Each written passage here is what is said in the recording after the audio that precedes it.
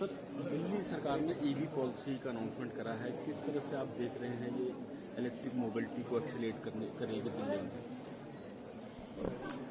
ये बहुत ही सराहनीय कदम है।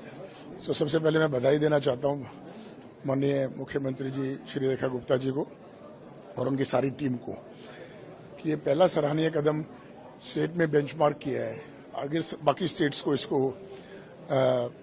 HD हॉरिजॉन्टल डिप्लॉयमेंट हम लोग बोलते हैं, फॉलो करना चाहिए। लेकिन हमारे लिए जो सबसे पहले टू व्हीलर जो है इस इंडस्ट्री में ज्यादा यूजेज है, जो 50 से 60% अपना फॉसिल फ्यूल यूज करता है, और दूसरी है कार, तीसरी है बसेस। और तो बसेस में ऑलरेडी कर चुके हैं और अब इसके माध्यम से अपने पर्यावरण को सबसे बड़ा बेनिफिट है और फॉसिल फ्यूल जो अपनी इंपोर्ट डिपेंडेंस है वो कम होती है। आत्मनिर्भर भारत की तरफ हम आगे बढ़ते हैं। तो टू व्हीलर के अंदर में लोकलाइजेशन काफी परसेंटेज तक हो चुका है।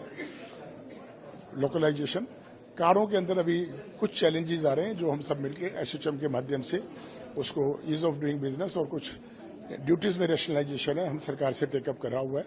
सरकार बहुत पॉजिटिव है, उसको कंसिडर कर रही है। सर, ईवी को लेकर जो है तमाम कंपनीज अपने प्रोडक्ट लॉन्च कर रही हैं और मार्केट में आप एज ए कंपोनेंट कंपनी किस तरह से इसको अपने लिए अपॉर्चुनिटी देख रहे हैं? किस तरह से कंपोनेंट का यूज ज्यादा बढ़ेगा इलेक्ट्रिक मोबिलिटी में? तो इसमें सबसे बड़ा चैलेंज है R&D का और कॉस्ट का। आपको मालूम है कि चाइना के अंदर में इस वक्त लगभग 32 मिलियन गाड़ियां बनती हैं। हमारे यहाँ 4 मिलियन गाड़ियां हैं, 4-5 मिलियन पहुंच रही हैं। गाड़ियों की प्रोडक्शन आपने देखी कि जून के अंदर में लगभग 25% ग्रोथ हुई है। तो इसमें जो चाइना में है 32 मिलियन में से लगभग 50% EV है। हमारे यहाँ भी ये रेशो 7-8% तक पहुंची है। तो जो 50% EV पहुंचने के लिए हमें अपनी कॉस्ट ऑफ प्रोडक्शन को और R&D को बहुत देखना पड़ेगा। तो आज भी प्रश्न आए थे R&D को कुछ और सरकार बेनिफिट दे जिससे कि हम इनोवेशन और R&D करके अपने प्रोडक्ट घर में बनाएं।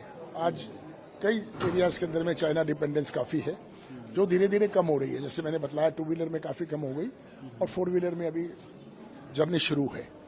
तो R&D, इनोवेशन और लोकलाइजेशन, ये तीनों चीजें आगे करके सेमीकंडक्टर्स के भी इंपोर्ट हैं, सारे सेमीकंडक्टर, उसमें सरकार की काफी सेमीकॉन पॉलिसीज, डिफरेंट पॉलिसी के माध्यम से वो भी लोकलाइजेशन हो रहा है।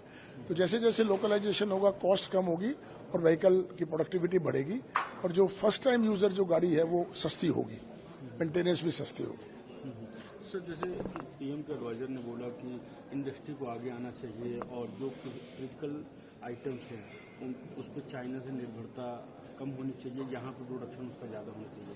क्या आपको चाहिए, क्योंकि आप जो हैं इस इंडस्ट्री में हैं, कारों के लिए जो है कंपोनेंट बाइक्स के लिए बनाते हैं, तो आपकी इंडस्ट्री को किस तरह का सपोर्ट सरकार से चाहिए जिससे इस इंडस्ट्री को आगे बढ़ाया जा सके? सरकार पूरी तरफ से, मैं पहले जो बताया मैंने मेरी स्पीच में भी बोला, बहुत पॉजिटिव है। वो चाह रही है कि क्या रैशनल हम लेके आए, क्या इंडस्ट्री के लिए विन हो, क्या नेशन के लिए विन हो, क्या हमारा इंपोर्ट आयात कम हो।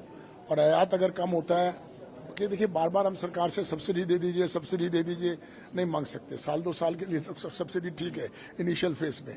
सब्सिडी में हम लोगों का ही टैक्स का पैसा सरकार आगे देती है। तो एक शॉर्ट टर्म के लिए सब्सिडी मांगे और कुछ इंपोर्ट ड्यूटी का रैशनलाइजेशन करें जिससे कि यहाँ लोकलाइजेशन के लिए बेनिफिट हो। सब्सिडीज काफी दे रही है सरकार उस पर और भी आगे ओपन है शॉर्ट पीरियड के लिए। तो वो सब चर्चाएं चल रही हैं और पॉजिटिव रूप में चल रही हैं।